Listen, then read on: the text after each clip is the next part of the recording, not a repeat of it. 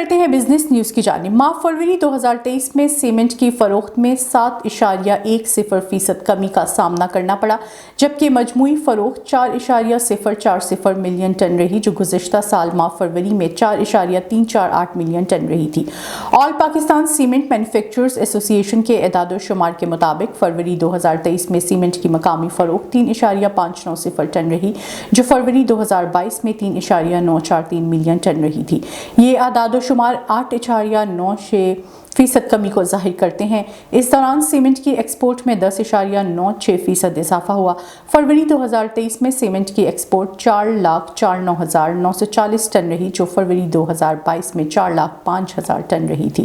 فروری 2023 میں شمالی علاقوں کی سیمنٹ فیکٹریز کی فروخت 3.014 ملین ٹن رہی، جو گزشتہ سال فروری کی 3.255 ملین ٹن کی فروخت سے 7.42% کم رہی۔ ایل سی نہ کھلنے کی وجہ سے 400 انجینئر سمیت 3,000 ملازمین بے روزگار ہو گئے۔ ملک میں جاری مالی اور ڈالر بحران کے باعث مقامی سطح پر موبائل کی مینوفیکچرنگ کے لیے لگنے والے یونٹس بھی بند ہونا شروع ہو گئے، جس سے ہزاروں ملازمین کے بے روزگار ہونے کا انکشاف ہے۔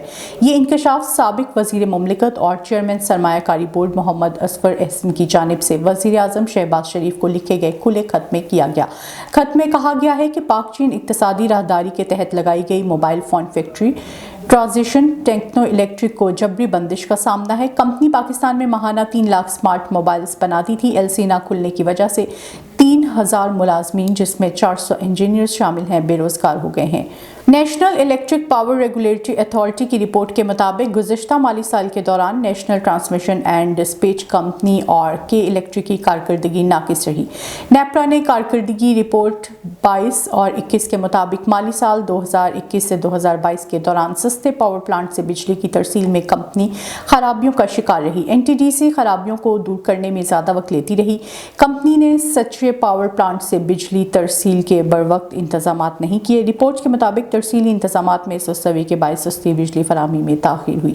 ترسیلی نظام میں کمی کے باعث سستی بجلی لوڈ سینٹر تک نہ پہنچائی جا سکی۔